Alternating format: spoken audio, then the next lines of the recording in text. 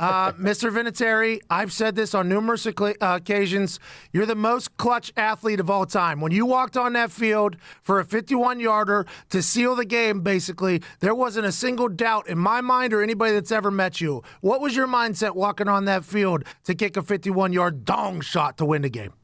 Well, I knew obviously this was our last opportunity to go out there and focus in on your little job and not worry about all the surroundings and everything else is going on. I had utmost confidence in the guys up front that they were going to do a nice job blocking, and Rigo was going to get the ball down and in the right spot. So it allowed me just to concentrate on my little part of it, and just thought, man, smooth, good timing, keep your head down, make good contact. And when it left my foot, felt really good. Those are, some of those times, like a good golf shot, when you hardly even feel the ball on your club or your foot, it's going where it's supposed to. And after a second, you look up and you see it going down the middle. And at that point, you're like, oh, thank gosh, So joy, relief, all the above, anytime you have a chance to help put the icing on the cake is a good feeling. You missed a 40-something yarder earlier in the game. What wasn't talked about was the guy that hurdled the snapper and was right in front of your face. Good quarterbacks can feel pressure from the outside, and great kickers can feel whenever there's somebody standing directly in front of them. I assume that's what happened. You tried to hit a draw around them. Ball never came back. Then you have the missed extra point. I think that was more of an operational issue, more so than just you. You don't have to say it. I'll say it as somebody that knows that, and I think Rigoberto and Luke would even say that. But knowing you as the human you are, you missed that extra point. They're down one. I assume sitting on the sideline, all you were doing was steaming and hoping for an opportunity to make up for it. Am I right? Yeah, 100%.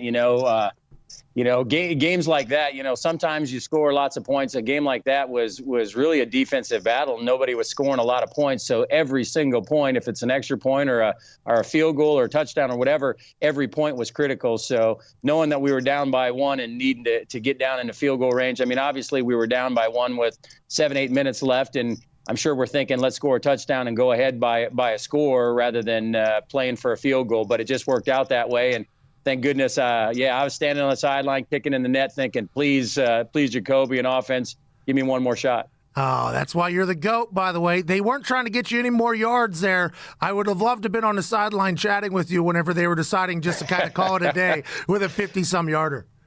Well, yeah, some of the reporters yesterday asked me about that. They said, what does that say about Frank's confidence? And I just said, well, we knew we had enough distance, obviously, but statistically, the closer you can get, the higher percentages. But, I was just, like I said, I was just happy I had an opportunity one way or another. Didn't matter if it was a short one or a long one. I'm just glad that I had the opportunity to go out there and put the game away. That is a time where I miss being on the sideline, where I can look over like Chuck as the head coach, Frank Inser here. Can we get the guy like 10 more yards? What are we doing here? Is there any way? Vinny's kicking in the net in his own world. I'm over here just mother trucking the coaches. Like, let's go. Eddie Pinheiro, you didn't get to see it. They took a knee. Gave him a 41-yarder. If they gain another 2 yards, that ball probably goes in. There's a lot that happens in the kicking world, obviously. You got to make your kicks. You did that. What do you think that game yesterday, though, said about the Colts? Everything played bad. The offensive line, for the first time this season, kind of came back down to earth a little bit. People are going to have bad games. They're not dominant games like they have all season. The Denver D-line did well. You didn't have your best game. Rigoberto didn't have his best game. The defense seemed to be battling. The offense wasn't clicking. And to still get a win in a very difficult NFL. What do you think that said yesterday about the Colts? Well, I think it says twofold. First and foremost, I think we found a way to get a W, and good teams do that. They find ways to get wins no matter how it happens. They can keep the confidence. They can keep working hard. They can focus in when they need to. But in saying that, you're absolutely right.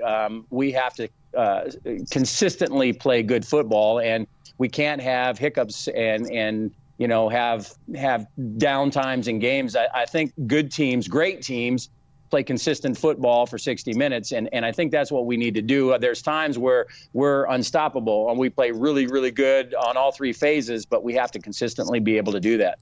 Well, and I think, granted, you're a very young team still. Apart from you, Jacoby is basically, this is his first time having a real shot at quarterback. A lot of the players, aside from T.Y. on the offensive side, very young. So these types of hiccups are still going to happen. To be able to walk out with a win is... it's huge. It is absolutely huge, especially down the line here whenever playoffs are going to be talked about and everything like that.